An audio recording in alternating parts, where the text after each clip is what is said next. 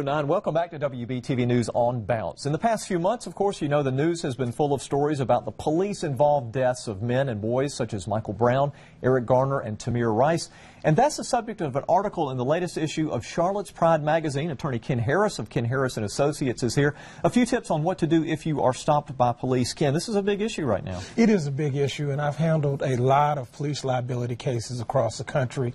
And we thought it would be important to give the community a how-to concerning police interactions. Yeah, sounds good. Now, what have you got? I know you got some tips, and this would involve any interaction you said with police? Any interaction with the police, you want the best outcome. First step, comply.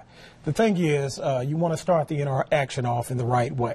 Comply with whatever the officer asks you to do, whether he asks you put your hands behind your back, get on your knees. The best way to diffuse a police interaction at the beginning is to comply with what the officer asks you to do.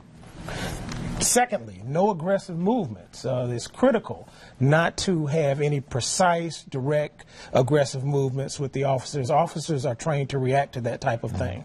Third, be observant. Be aware of your circumstances. Take mental notes of what is happening around you. Are there witnesses? Are there other officers? Those mental notes will be important at a later point in time. And then up next, you've got don't argue your case. That's a really good point. I tell you, critical. The bottom line is the place to argue your case is not on the side of the road. It's in a courtroom or in your lawyer's office.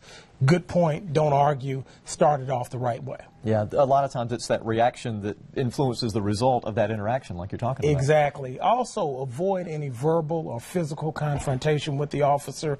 Officers are trained, if they believe that their lives or the lives of others are threatened, to react with deadly force. Arguing or getting involved in a physical confrontation could lead to deadly circumstances. What else would be helpful then to know? The other thing is document what happened. After the event occurs, when you have an opportunity to take some notes, write those notes down. A court will be impressed with that documentation. You'll be able to use those notes to refresh your recollection at a later point in time. Do you have to be careful with that? So many people carry phones now, and you're tempted to document that with a phone, like to make a video. Definitely don't do that. That aggravates the situation. I'm talking about after the event occurs, when you have a chance to sit down. At the earliest point in time, take notes. And the last critical issue, and maybe the most important thing to remember, is that officers are human beings. They're trying to get home as well, and that's the name of our campaign, Get Home.